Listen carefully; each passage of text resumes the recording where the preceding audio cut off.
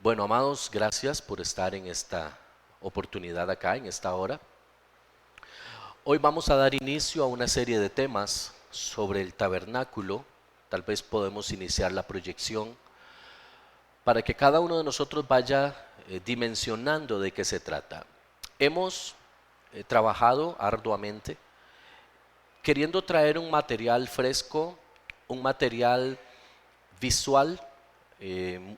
Estos temas como el tabernáculo, por ejemplo, es muy visual, necesita mucha ayuda visual, porque es más fácil ver cosas que imaginarse las cosas.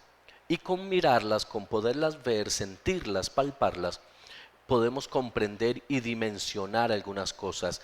Lo importante de esto no es que usted se lleve un desarrollo teórico que usted podría recibir en cualquier seminario bíblico, sino que le sea revelado por el Espíritu Santo lo que aquí está plasmado en escritura.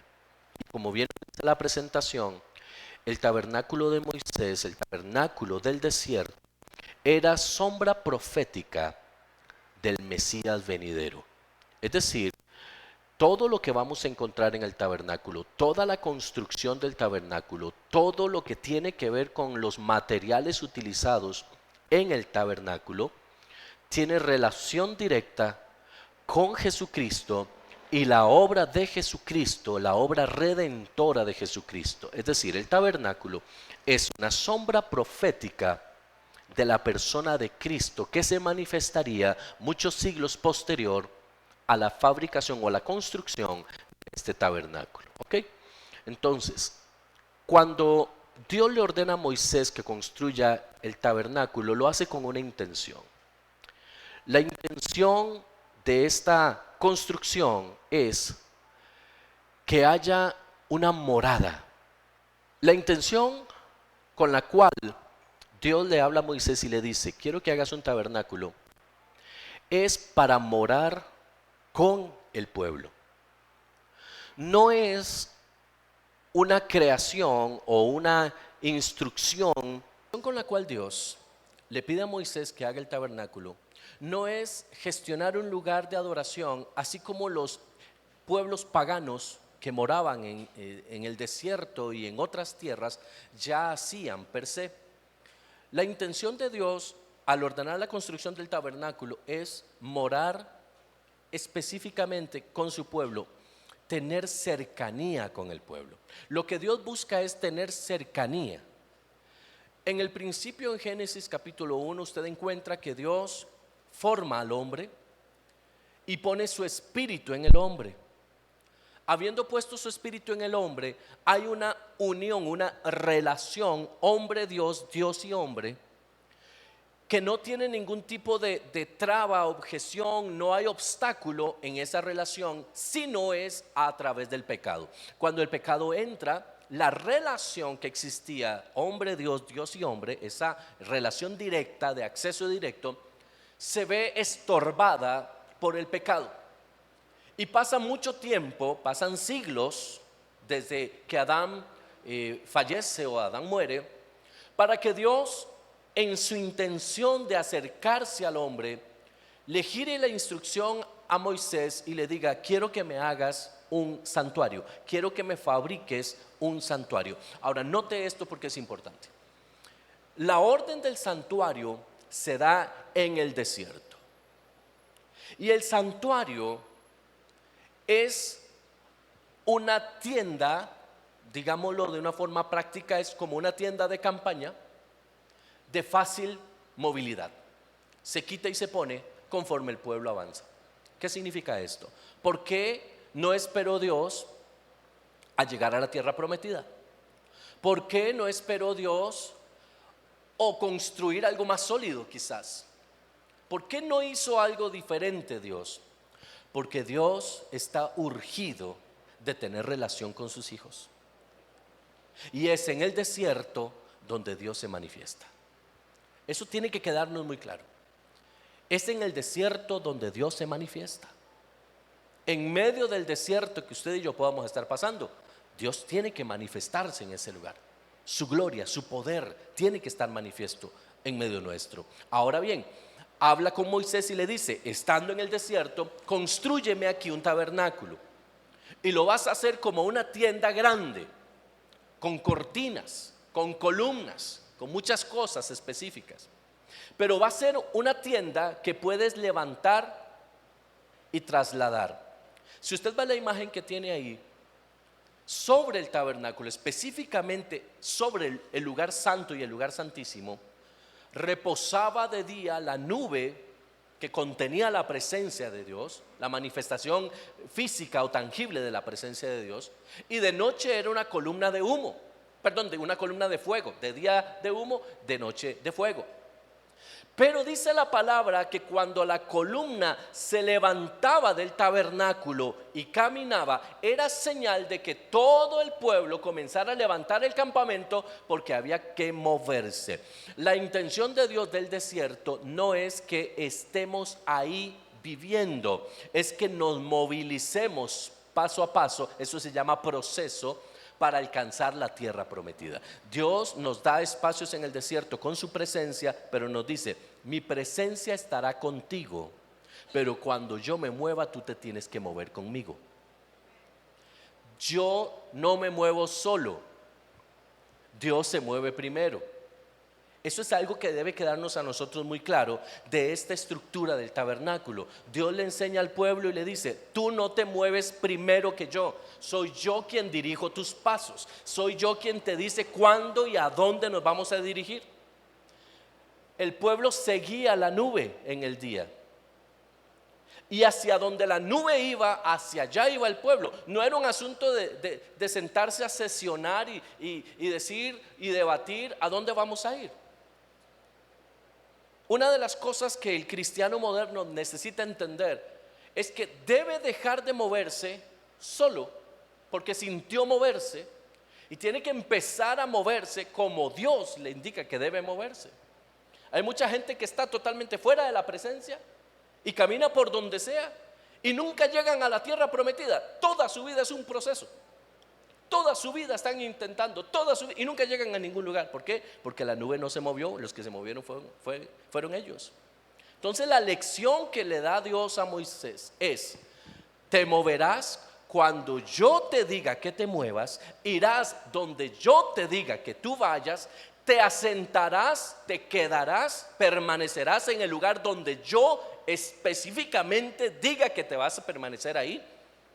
Pero cuando cruces el Jordán, ya no habrá más nube, porque llegaste a la tierra prometida. Habrá otras manifestaciones, otras cosas que no vamos a tocar en este tema. Esto es solamente para el camino del desierto. Es la manifestación de la presencia de Dios visible, camino del desierto. Amén. Entonces, vemos cómo esta gloria desciende, tal y como lo declara la palabra, e Israel puede mirar esa nube en el día y puede mirar esa nube en la noche. Ahora, vaya conmigo por favor a Éxodo capítulo 25. Este es el texto que da origen a todo este estudio. Quiero leerlo en la Nueva Traducción Viviente porque me pareció bastante importante y muy atinada la traducción. Dice la palabra del Señor, verso 1 al 9 del Éxodo 25. El Señor le dijo a Moisés: dile al pueblo de Israel que me traiga sus ofrendas sagradas. Acepta las contribuciones de todos los que tengan el corazón dispuesto a ofrendar. La siguiente es una lista de las ofrendas sagradas que podrás aceptar de ellos: oro, plata y bronce, hilo azul, púrpura y escarlata, lino fino y pelo de cabra para tela, pieles de carnero curtidas y cuero de cabra de la mejor calidad, madera de acacia, aceite de oliva para las lámparas, especias para el aceite de la unción y para el incienso aromático, piedras de ónice y otras piedras preciosas para incrustar en el efod y en el pectoral del sacerdote. Haz que los israelitas me construyan un santuario para que yo habite en medio de ellos. Deberán construir el tabernáculo y su mobiliario exactamente según el modelo que te mostraré. Hago un énfasis en este último verso. Harás el tabernáculo y su mobiliario exactamente según el modelo que te mostraré. Aquí no hay intervención humana, aquí no hay es que yo siento, es que a mí me gustaría que en vez de que lo hagamos así, lo hagamos así, es que para mí, no, ¿por qué tiene que ser tan caro? Mejor lo hacemos más barato, así nos ahorramos un poquito. ¿Por qué tenemos que darle estas vueltas a esto? ¿Y por qué tantos metros para aquello? Aquí es un asunto de obediencia. Mire, con todo esto que estamos hablando acá, encontramos la más pura y perfecta obediencia a través de Jesucristo. Cuando Dios trae a Jesucristo al mundo y Jesucristo vive sus 33 años y medio en medio nuestro, y Él va a la cruz del Calvario, en todo Él muestra una obediencia perfecta según el diseño que el Padre le entregó. Jesús decía: yo no hago nada por mí mismo, hago lo que el Padre me indica que yo haga. Yo me muevo como el Padre me dice. Esto es algo que nosotros debemos recuperar hoy. Hay muchos que piensan que el tabernáculo es algo del pasado, es algo lindo del pasado y debe quedar en el pasado. Y no hay nada más alejado de la realidad. Esto debe ser revelado a nosotros proféticamente en la actualidad que vivimos. Necesitamos vivir bajo los modelos que Dios nos entregó, porque si el tabernáculo nos muestra a Cristo, yo debo ser imitador de Cristo. Dice Pablo: sean imitadores de mí como yo soy imitador de Cristo. Es decir, todo lo que vamos a encontrar acá, desde estos primeros versos donde nos habla de obediencia, debemos comenzar a poner nuestras barbas en remojo para ver qué tan alineados, qué tan pegados estamos a este diseño. Jesús en toda su vida se mantuvo en un camino de obediencia, se mantuvo en un camino correcto delante del Padre, delante de Dios. Todo lo que hizo fue obedecer lo que Dios le entregó, porque tenía un diseño. Diga conmigo: Jesús tenía un diseño. Ahora, si Jesús tenía un diseño, yo también tengo un diseño. Y el diseño que Dios me da es un diseño que yo debo obedecer. No es algo que yo puedo tener ahí como me gustaría hacer otra cosa. Los mayores yerros que podemos tener como hijos de Dios es cuando nosotros nos salimos del diseño eterno y comenzamos a caminar según nuestro propio diseño, como yo lo pienso, como yo lo veo, como yo lo siento. La orden de Dios es: ni lo piense, ni lo estudie mucho, ni obedézcalo. Y es lo que más le cuesta al cristiano moderno. Más cuando hablamos de ser proféticos, porque creemos que ser profético es andar a la libre y hacer lo que nos da la gana. Y resulta que Dios a una persona le dice una cosa y por otro profeta viene y le dice otra. Y entonces, ¿por dónde va la historia? Obediencia a la palabra de Dios. Si hay algo que necesitamos rescatar hoy, es obediencia a la palabra de Dios. La palabra de Dios primará sobre cualquier palabra profética que usted tenga, sobre cualquier palabra o enseñanza que usted reciba en un púlpito, sobre cualquier diseño o anhelo o sueño que usted tenga en su corazón. La palabra de Dios debe ir siempre sobre todas estas cosas, porque de lo contrario perdemos el rumbo, no llegamos al norte que Dios tenga para nosotros. Entonces construirán ese tabernáculo, y todo lo que el tabernáculo tiene, todo lo que lleva dentro, exactamente con el diseño que yo te voy a mostrar. Moisés, no invente. Dígale a la persona que tiene a su lado: no invente.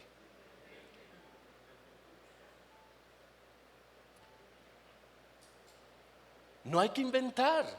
La palabra ya dice. ¿Sabe por qué hay tantas iglesias hoy? Porque la gente pasa inventando. Es que como no me gusta, como me enseñaron aquí, entonces yo me invento mi propio séquito y me hago mi propia. No, escuche esto: el pueblo no eligió a Dios, Dios eligió al pueblo. Quiero dejar esto muy claro: el pueblo no eligió a Dios, fue Dios quien eligió al pueblo. Y fue Dios quien se manifestó al pueblo. Y fue Dios quien les dijo: ustedes serán mi pueblo y yo seré su Dios. No les dio opciones. Hoy nosotros vivimos el mundo de las opciones. Si no le gusta el blanco, use el negro. Con Dios no. Si Dios dijo blanco, es blanco. Y si dijo negro, es negro. ¿Me doy a entender? Porque con Dios es diferente a como es con nosotros. ¿Ok? Lo primero que vamos a encontrar acá, aparte de esto evidentemente, es algo en donde Dios pone muchísimo énfasis y mucha atención. Antes de la elaboración de todo el tabernáculo, hay una palabra específica y es ofrenda. Ofrenda. Dice el verso 2: dile al pueblo de Israel que me traiga sus ofrendas sagradas. Dios le da a Moisés el diseño, pero no le da los materiales. Los materiales salen del pueblo. Se los voy a repetir. Dios le da a Moisés el diseño, las medidas, el qué quiere y cómo, pero no le da los materiales. ¿Sabe por qué? Porque los materiales ya se los dio cuando salieron de Egipto. El despojo que Israel hizo de Egipto traía estos materiales y otros más. En ese despojo Dios se garantizó los materiales, pero estaban en manos del pueblo de Israel. Ahora Dios no va a construir cosas que es nuestro deber construir. Yo soy quien le edifico casa a Dios.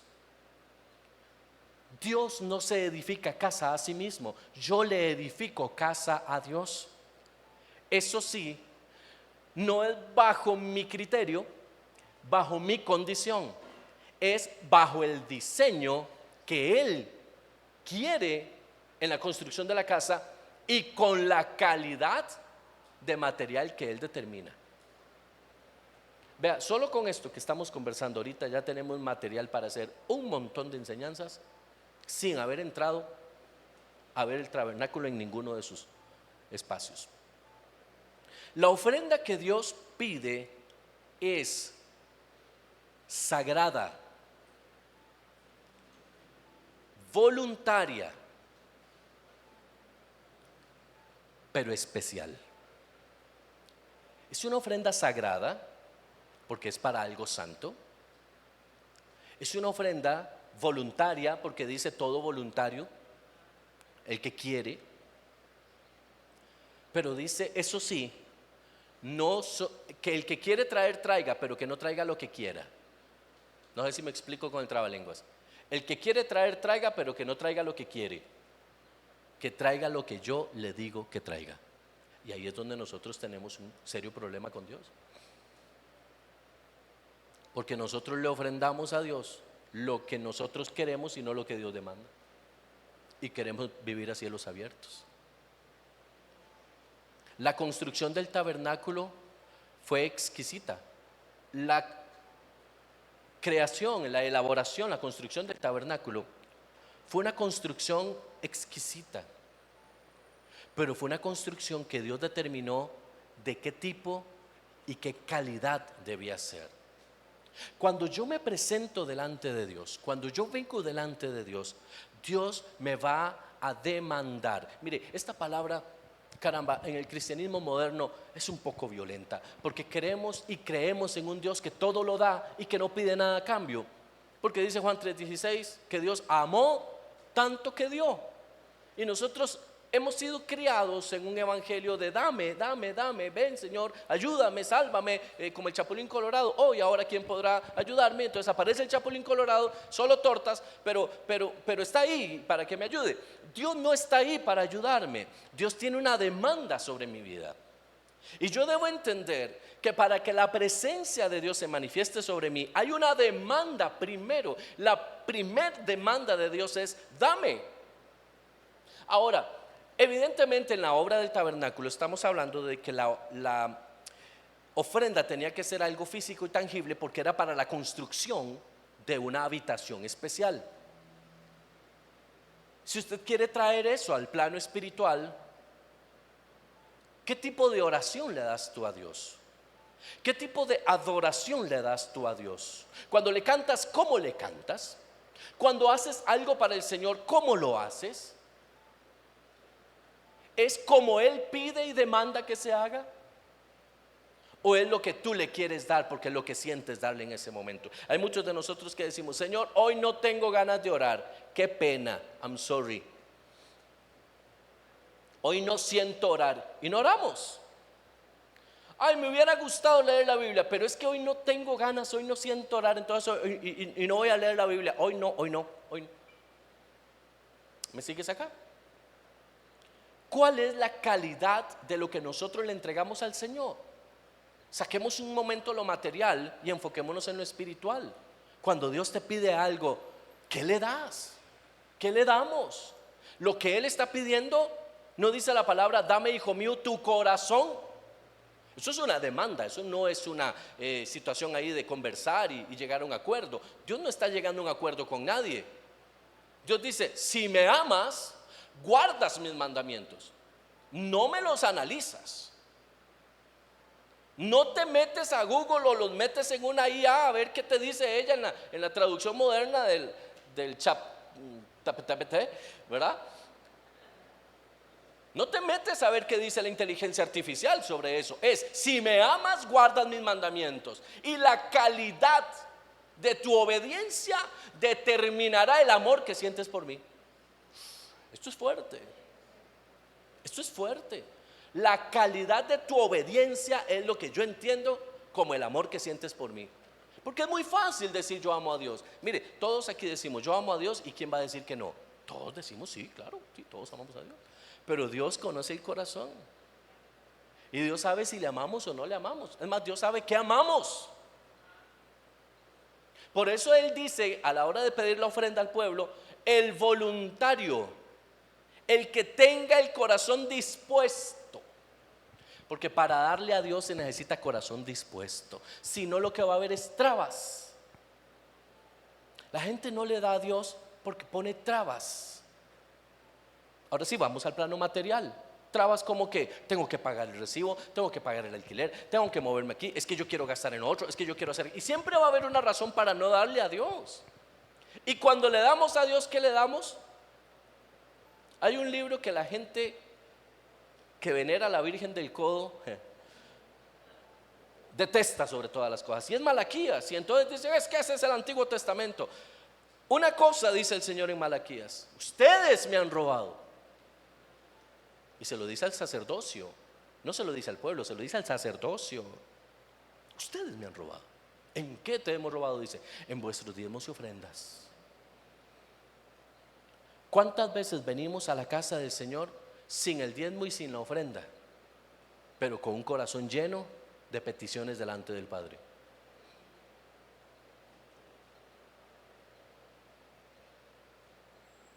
El voluntario de corazón traerá lo que el corazón de Dios demanda. Aquí no hay cómo buscar atajos. Aquí no existe el irnos por la tangente. Aquí es lo que Dios demanda. Porque lo que Dios demanda, escuche, la obediencia es lo que iba a traer la presencia. Créame que si el tabernáculo no hubiera estado exacto y estrictamente observado y construido como Dios lo determinó, Dios no desciende sobre ese tabernáculo. Llama a Moisés y le dice: papá, venga acá, medime esa cortina. Señor, pero mídame esa cortina. Pero lo que le faltan son 3 milímetros. ¿Qué te dije yo, Moisés? Ok, ¿es como usted quiere darme la cortina o como yo le pedí a usted la cortina? ¿Qué pasaría si Dios nos hablara así? ¿Cómo se sentiría usted? Mire, seamos honestos. Cuando viene un jefe y nos dice: quiero que hagas tal cosa, y nosotros hacemos algo ahí, le hacemos la masaguada, y cuando llega el jefe y nos dice: esto no fue lo que yo le pedí, que dice un tan majadero. ¿Cierto o no? Solo yo, que me siento tan mal.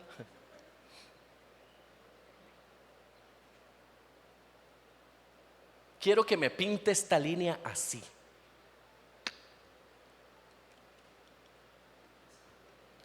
Y viene el jefe y ve la raya y dice: ¿por qué eso está así borrado? No, no, ahí no hay nada, eso está bien.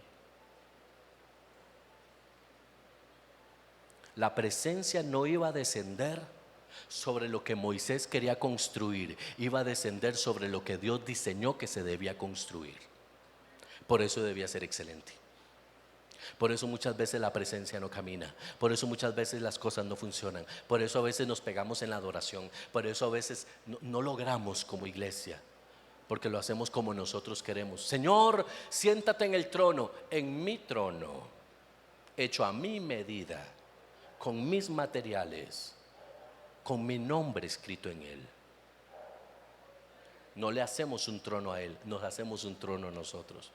Venimos al culto y esperamos que la alabanza esté linda según mi criterio, para mí. No estamos pensando en él.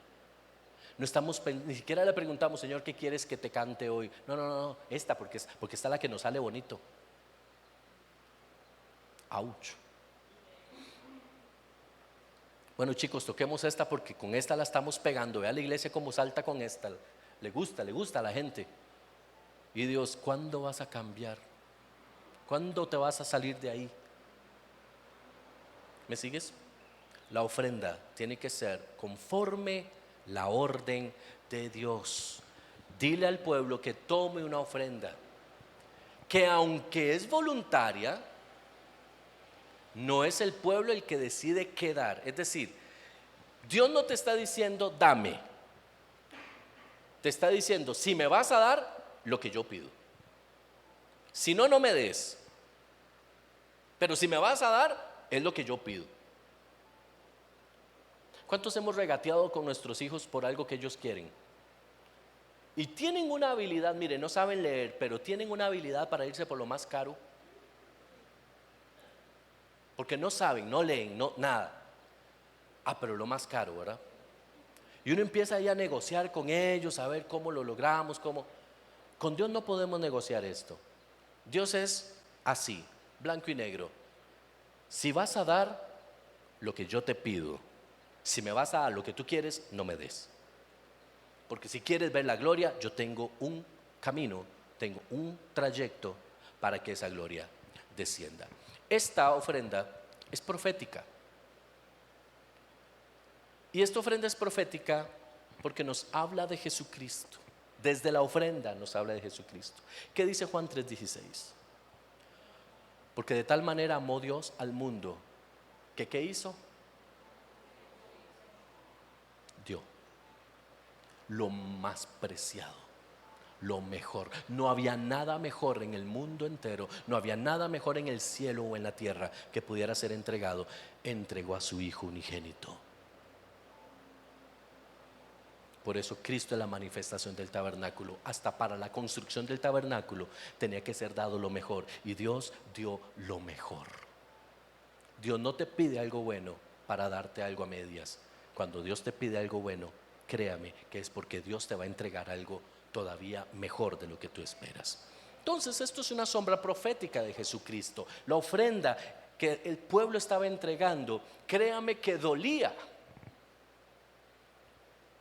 Créame que dolía.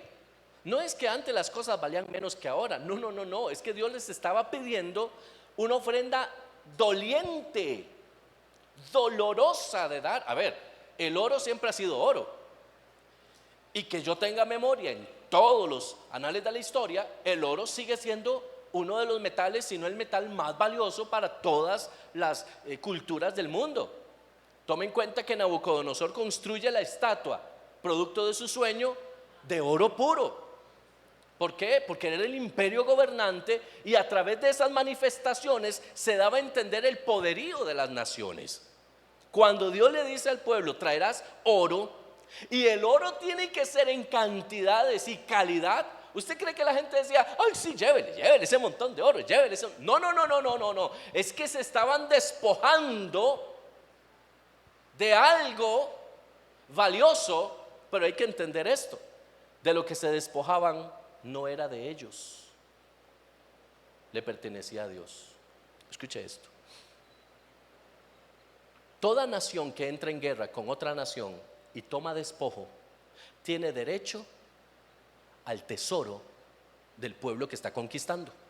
¿Sí? Eso se llama despojo, se llama despojar. ¿Qué hizo Israel para salir de Egipto? ¿Por qué despojó? ¿Hizo algo violento Israel? ¿Se levantó en guerra contra los egipcios? ¿Se dieron uno contra uno y ganaron la guerra? ¿Quién los sacó? ¿Quién fue el que los libró? ¿Quién entonces venció en Egipto? ¿Israel o Dios? ¿Quién era el dueño del tesoro de Egipto? Vamos unos años más adelante, dice la palabra que cuando Josué y el pueblo cruzan el río Jordán, llegan a Jericó, y la orden de Dios a Josué es: no toques nada de esa región, porque es mío, porque yo fui quien conquisté. Yo fui. Por eso el pecado de Acán se vuelve trascendental.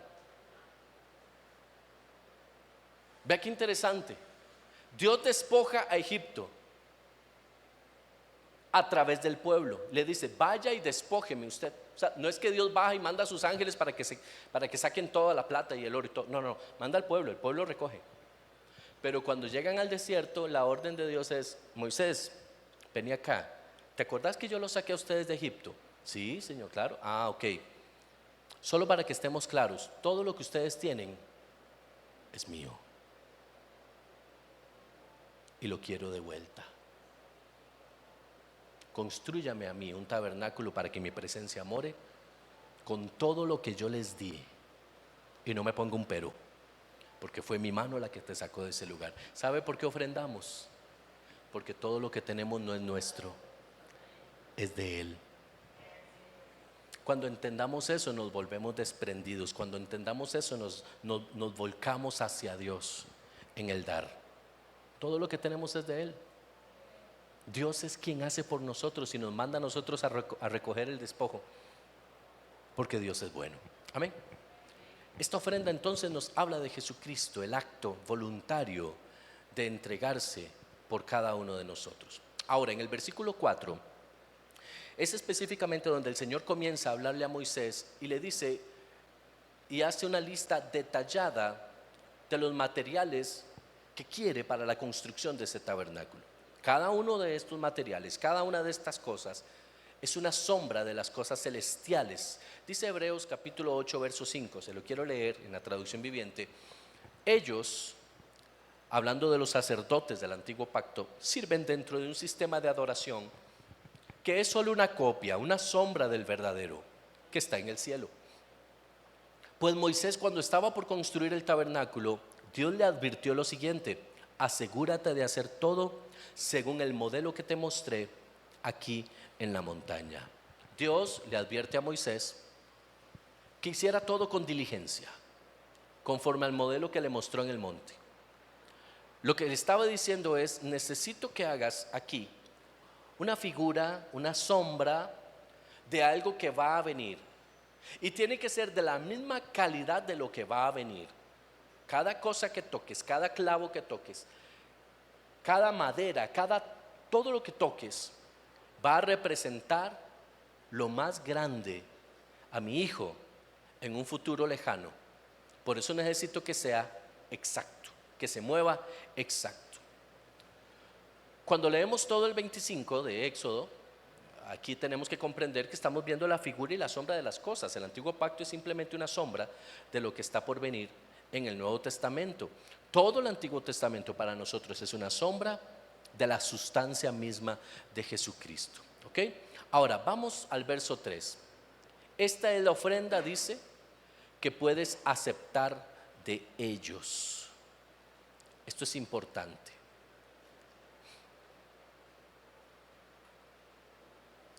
Dios le dice a Moisés: acepte, pero acepte solo lo que yo le pedí que aceptara. Imagínense que para ese tiempo, estamos hablando de poco más de 1 millón de personas, trayendo ofrendas. ¿Cómo se pudo haber hecho la selección de los materiales? Hubo una organización de tal magnitud que los especialistas en cada área, la metalurgia, el curtido de pieles, los que hacían las telas. Es muy probable, no lo dice la palabra, es algo que nosotros nos atribuimos el derecho de imaginar.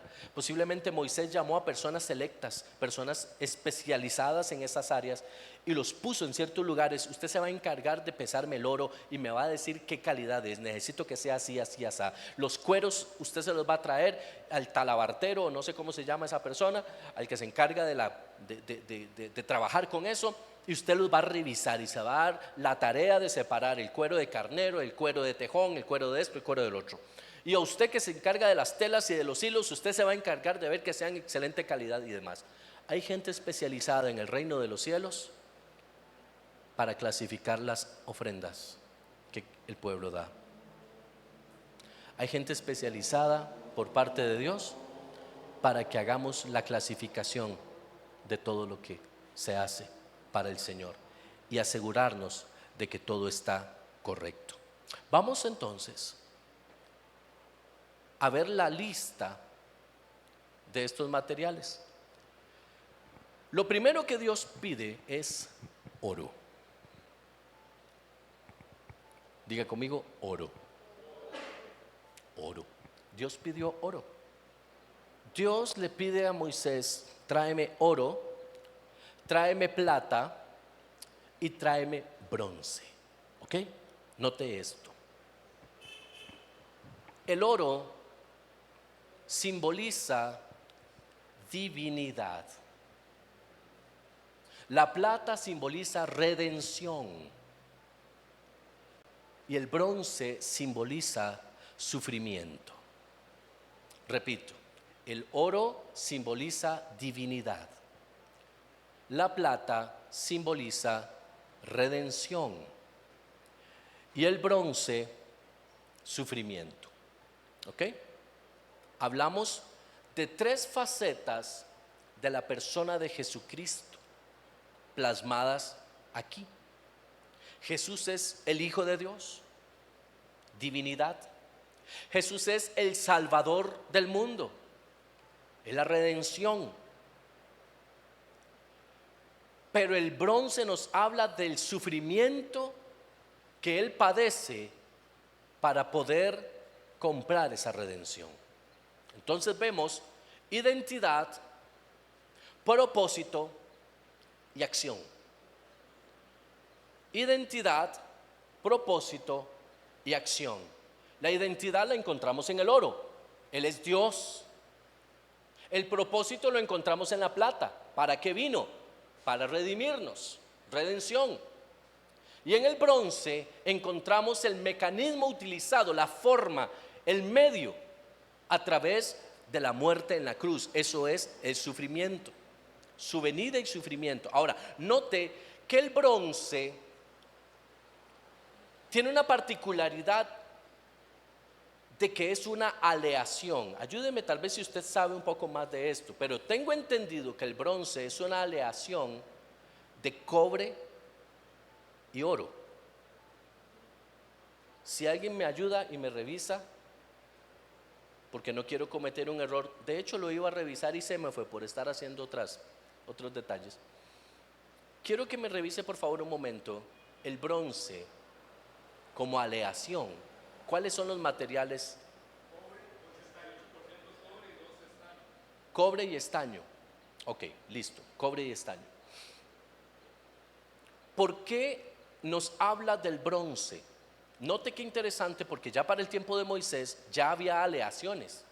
Ya tomaban materiales y los fundían para crear otros. ¿Por qué bronce? ¿Por qué no cobre directamente que se encuentra en el ambiente? ¿Por qué bronce? Porque está hablando de la unión, no mezcla, la unión de lo divino con lo humano.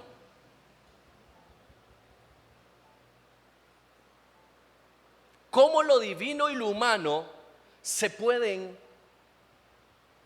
unir, no mezclar, unir. Esto nos habla del Espíritu de Dios en nosotros. Cómo nosotros, siendo humanos, podemos portar dentro de nosotros al Santo Espíritu de Dios. Eso lo vemos plasmado en el bronce. La capacidad de dos metales de formar uno nuevo, formar uno solo. De esto nos habla el bronce. Cómo Jesús, siendo Dios, toma, dice la palabra, forma de siervo. Y es obediente hasta la muerte en cruz. Note que lo que va a la cruz no es el oro, lo que va a la cruz no es la plata, lo que va a la cruz es el bronce. El hombre lleno de Dios, en obediencia perfecta, va a la cruz del Calvario. Entonces vea qué interesante, porque en los materiales principales encontramos la persona y la obra redentora de Jesucristo de primera entrada. Entonces tenemos a Jesús como Hijo de Dios en su divinidad. Tenemos la plata como símbolo de redención, la obra de Jesucristo. Y el bronce, el medio, el mecanismo, cómo se logra esa redención. Ahora, sigamos adelante. Dice la palabra que también le pide 4 colores específicos de hilos, de telas. Y estos 4 colores son azul, púrpura, escarlata o rojo y lino fino, blanco. Ahora, si usted ve la pantalla, usted va a encontrar ahí qué significa cada uno de estos colores. El color azul habla del Hijo de Dios, habla de divinidad, identidad. El color púrpura, Jesús es el Rey. Dice la palabra que Él es el Rey de reyes y Señor de señores. Eso es el púrpura o el morado. El rojo habla de salvación, la sangre derramada en la cruz del Calvario. Y el blanco, el lino fino, habla de Jesús como el hombre perfecto, de la perfección, el varón perfecto, dice los evangelios. ¿Me sigues acá? Entonces tenemos a Jesús representado en el oro, en la plata, en el bronce, pero también lo vemos en los hilos y en los colores que Dios establece y pide. Por eso la obra del tabernáculo debía ser tan específica, porque todo representaba a Cristo en alguna de sus etapas. En los colores azules, todas las tonalidades azules que tuviera el tabernáculo, en las telas y demás, se hablaba del Hijo de Dios. En todos los surcidos morados o púrpuras se hablaba de la realeza de Cristo. Todo lo que tenía que ver con rojo, la cruz de Cristo, el derramamiento de la sangre, Jesús como nuestro Salvador. Y las cortinas de lino fino tenían que ver con el hombre o el varón perfecto. Ahora, sigamos un poquito adelante. Cada uno de estos lo vemos ejemplificado en los evangelios. El evangelio de Mateo es el color morado, el evangelio de Juan es el color azul, el rojo es Lucas y Marcos es el lino fino. Voy a darle una explicación breve sobre esto mientras usted toma nota.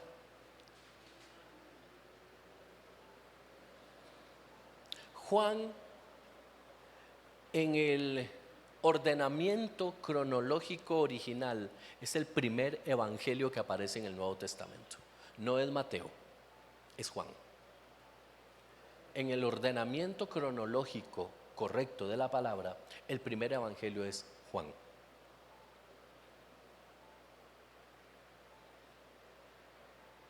Cuando usted lee Mateo, el primer capítulo de Mateo, ¿de qué nos habla? De la genealogía de Jesús. Y Jesús es hijo de fulano, sutano, mengano y perengano.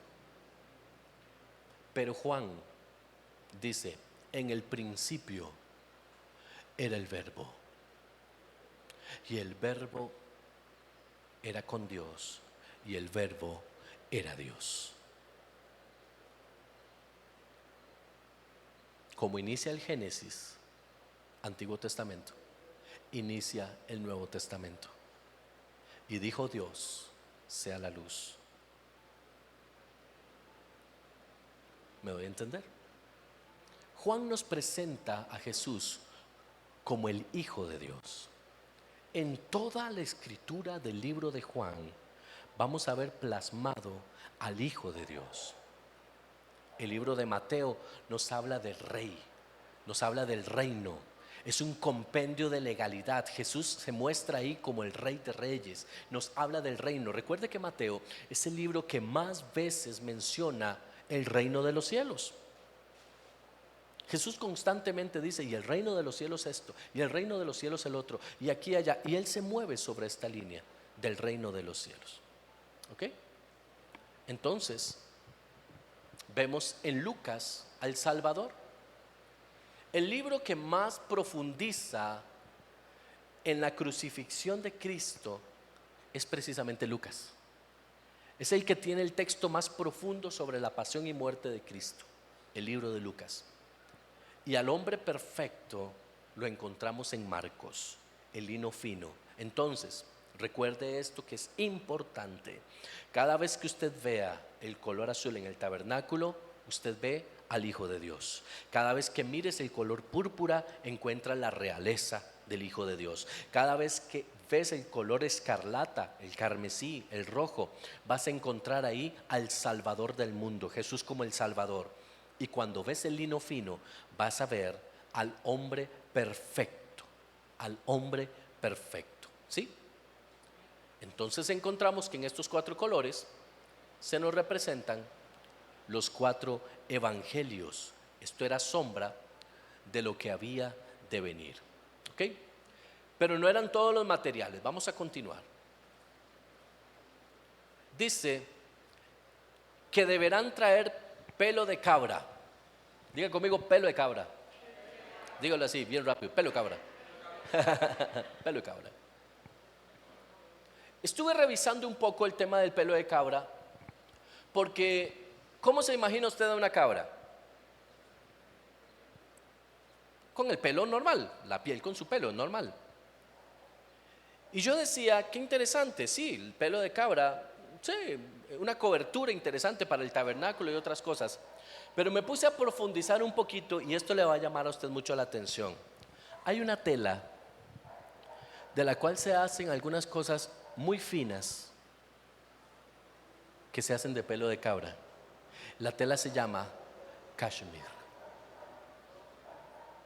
El cashmere o la cachemira se hace de pelo de cabra, el pelo más fino, el que está más pegado a la piel, particularmente del lado del cuello y otros sectores del cuerpo de la cabra. De la cabra se saca el cashmere. Cuando Dios le pide, oiga esto, a Moisés, pelo de cabra, no le está pidiendo la cabra sucia, la cabra cochina que se acaba de revolcar, le está pidiendo cashmere. Y esto simboliza al profeta. El profeta es valioso delante de los ojos de Dios. El profeta no es un burdo, el profeta no es un cualquiera, el profeta no es un oficio cualquiera, es el cashmere de Dios.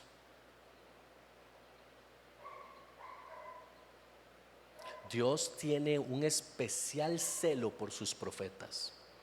Cuando Elías sale de la cueva, dice, Señor, es que yo me escondí porque me iban a matar y yo quedaba solo. Él dijo, no, yo tengo a 7,000 guardaditos escondidos. Yo los escondí, no fue usted ni siquiera sabía que estaban. Yo los escondí. Dios tiene celo por sus profetas. Dios, dice la palabra, no hará nada sin que antes se lo revele a sus siervos los profetas. Es que tenemos que entender que el ministerio profético es uno de los más atacados por el diablo. Y lo ataca de 2 formas diferentes, entre muchas, veamos solo 2. La primera forma en la que el enemigo ataca al profeta, al ministerio del profeta, es a través de, ¿cómo se llama? Tenía la palabra, perdón. No la identidad, sino como desestimarlo, como desvalorizarlo, sí, hacerlo caer de esa valía. Una de las cosas que usted va a encontrar con mayor fuerza o presencia hoy día es que la gente habla muy mal de los profetas o habla muy mal, menospreciar, habla con menosprecio de los profetas. Esos son brujos, les dicen. Es que esos son un montón de mentirosos ahí acalambrados que andan diciendo cosas. Es que lo primero que siente es lo primero que dice. ¿Me doy a entender? Se menosprecia, se distorsiona. Y el enemigo utiliza eso para que muchos no crean en la palabra profética. Pero también hay un menosprecio de parte del mismo profeta, falta de temor de Dios. Hay profetas que no tienen temor de Dios, no son profetas, se autoproclaman profetas. Y eso desvirtúa el ministerio profético. Por eso usted va a ver a muchos pastores religiosos de hoy decir: yo no quiero nada con lo profético. ¿Sabe qué es lo que están diciendo? Yo no quiero nada con el Espíritu Santo de Dios. Porque lo profético no se puede separar de Dios, mi hermano. Es que yo no puedo rasgar de Dios lo profético si es inherente en Él. Si desde el Génesis yo veo a Dios siendo profético, ¿cómo le voy a cortar lo profético? Él dijo: sea la luz. La luz no estaba, soltó una palabra. ¿Qué es lo profético? Una palabra que genera que la vida se dé, que hace que las cosas ocurran. Es una palabra. ¿De qué viviremos? De una palabra. Y esa palabra que sale de la boca de Dios, dice la escritura, no caerá a tierra, no volverá vacía hasta que cumpla el propósito. La palabra que suelta un profeta es una palabra con propósito. Pero hay muchos que se han levantado a menospreciar, vituperar, generar escarnio, y entonces creen que los profetas son como el pelo de cabra, una cabra que se acaba de revolcar en un lodazal seguramente, con el pelo todo enredado, todo tieso. No, mi hermano, no. Estamos hablando de algo muy valioso delante de los ojos de Dios. Escuche bien, en el tabernáculo no había ni un solo material barato.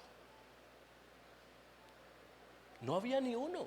Entonces yo decía: pelo de cabra. Y pelo de cabra, esta gente andaba con cabras por todas partes. Y las cabras las tenían a montones. De pelo de cabra, y tráigame una cabra. Le quitamos la ropa a la cabra, ¿verdad? Y con eso hacemos el tendido. No. Es que no era lo barato. Había un proceso. Escuche, para que el profeta sea profeta, tiene que ser pasado por un proceso. Es decir, hay profetas de pelo de cabra, pero hay profetas que son cashmere. Usted elige qué profeta quiere ser. Pero sépalo, los procesos van a ser diferentes. Y Dios dijo: me traerás el mejor pelo de la cabra, porque va a cubrir mi santuario. La palabra del profeta cubre el santuario. La palabra del profeta trae protección. La palabra del profeta trae cobertura. La palabra del profeta trae ese previo aviso sobre lo que está por suceder. Me estoy dando a entender. Por eso es comparado con el cashmere. Por eso Jesús es el profeta de los profetas. Todo lo que Jesús dijo fue una palabra profética del más alto nivel. Nos menciona a Jesús como profeta a las naciones. Jesús en la cruz del Calvario, ¿recuerda lo que dijo? ¿Cuál es la más grande palabra profética que se ha dicho en la historia de la humanidad? Consumado es.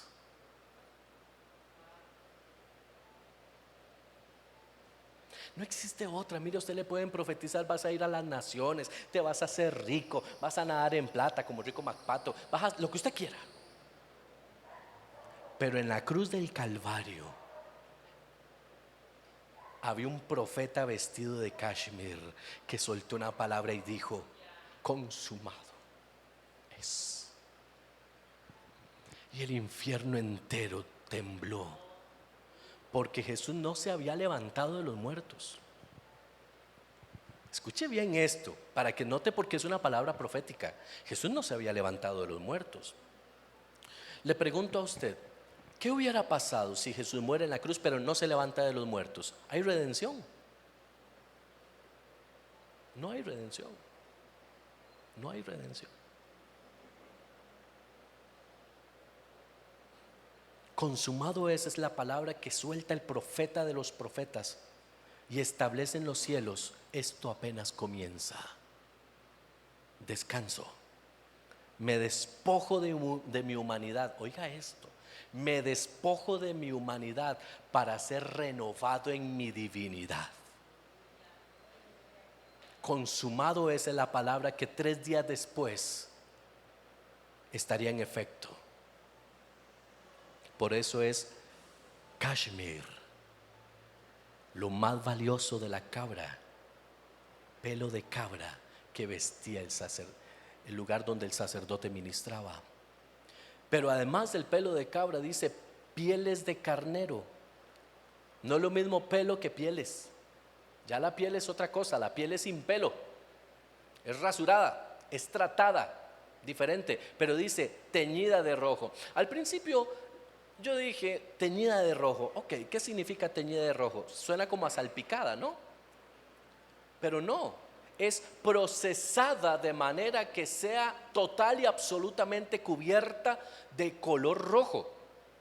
Es decir, como lo que usted y yo podemos ver hoy como un cuero rojo. ¿Por qué?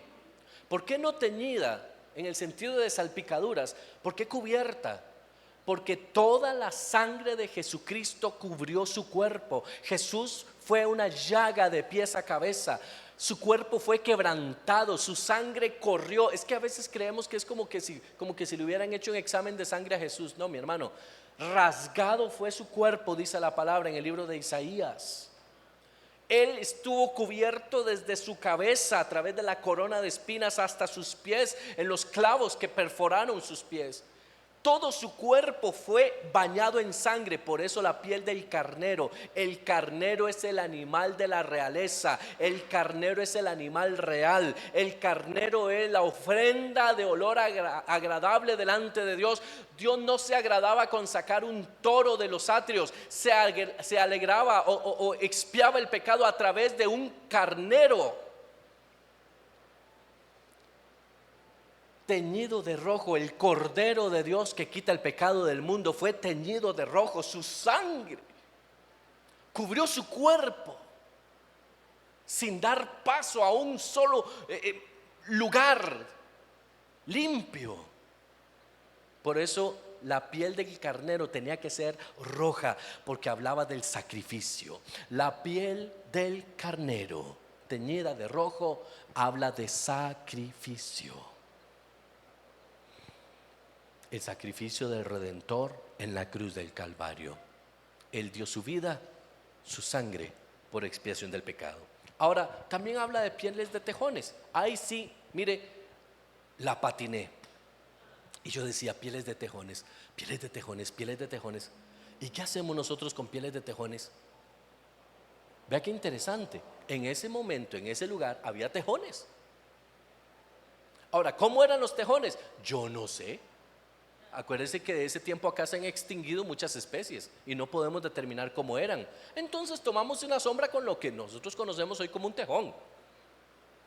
Y si usted ve en la gráfica, esa piel de tejón no es una piel bonita, es una piel, no sé, seca, se ve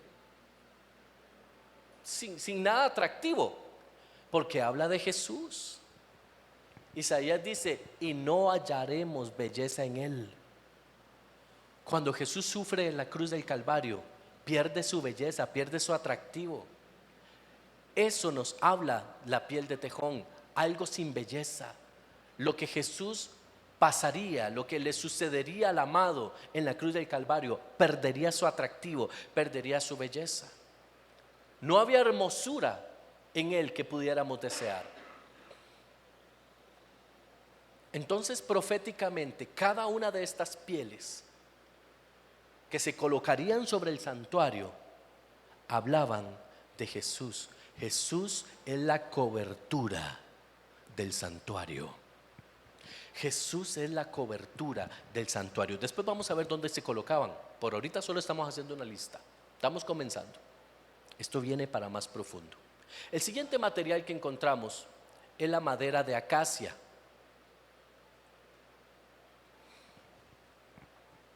La madera de acacia tiene una particularidad. Es una de las maderas en los desiertos de Arabia que no se pudre. Es una madera fuerte, es una madera resistente. No hay polilla, no hay comején que devore la madera de acacia. Las jirafas en África comen de las hojas de los árboles de acacia, de las acacias. Son unos árboles con espinas. Los elefantes los quiebran, los tumban para comer sus hojas y permanecen ahí secos, pero no se corrompen. Esto nos habla de la carne. La madera de acacia en toda la construcción del tabernáculo nos habla de carne, pero no de la carne corruptible, sino de la carne incorruptible. Habla de Jesucristo resucitado.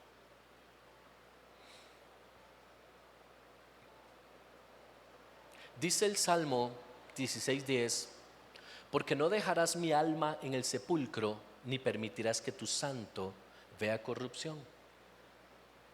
Entonces, proféticamente la madera de acacia habla del Cristo resucitado.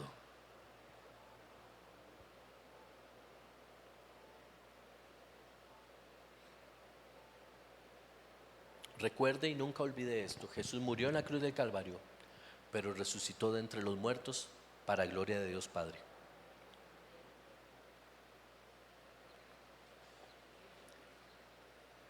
También había especies aromáticas. Estas especies aromáticas eran para la elaboración del aceite de la unción, para el incienso aromático. Todo lo que se hacía dentro del tabernáculo debía ser hecho con especies aromáticas. Esto simboliza la adoración producida por el sacrificio de Cristo en la cruz del Calvario. Cuando Cristo muere, hay una unción, hay un aroma de adoración que sube hasta el trono de Dios. ¿Sí?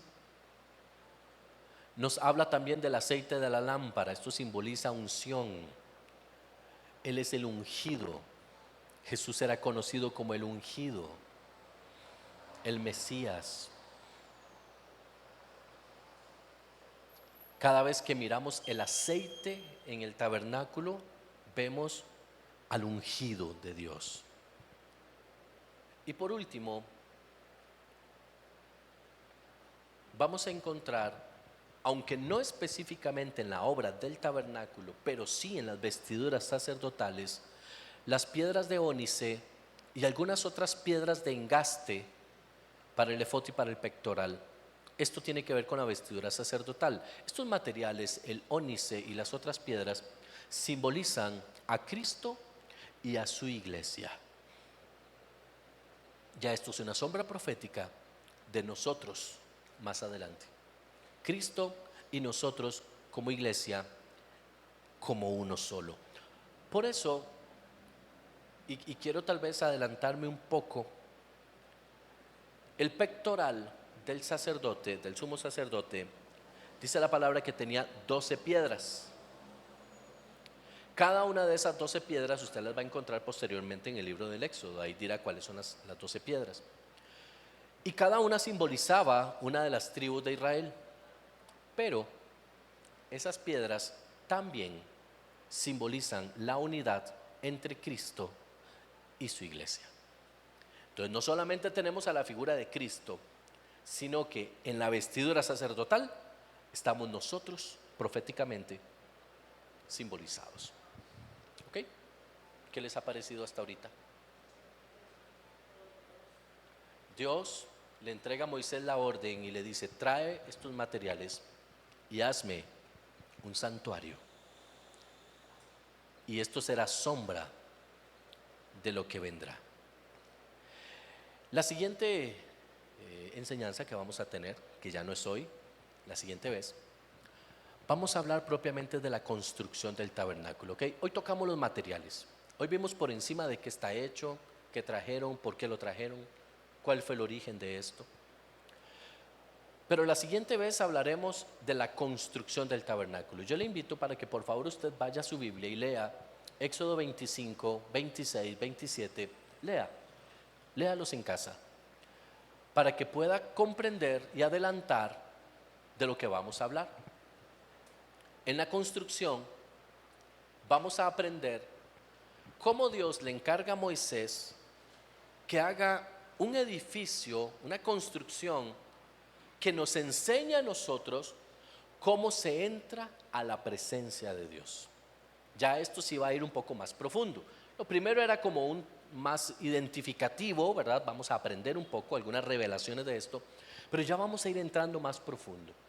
Desde el patio o el atrio, la construcción de la separación entre el pueblo y el tabernáculo, lo que entraba y veía el sacerdote en primera instancia y todo eso, lo vamos a ver en la siguiente enseñanza. Amén. Creo que, y le pido al Señor que nos sea revelado todo esto. Creo que hay algunas cosas que algunos no sabían, pero le pido a Dios que sea revelación del Espíritu lo que tú eres para Dios. Vamos a ver los ministerios plasmados en el tabernáculo. Vamos a ver la demanda de Dios y cómo quiere Dios ser adorado. Vamos a aprender qué es lo que Dios quiere que hagamos, en primer lugar, para gloria de su nombre. Amén. Les bendigo, mis amados, y declaro en el nombre de Jesús que Dios se revela a ustedes a través de la manifestación de la sombra del tabernáculo en el Antiguo Testamento. Oramos un momento, Vivi, puedes pasar. Padre amado, gracias.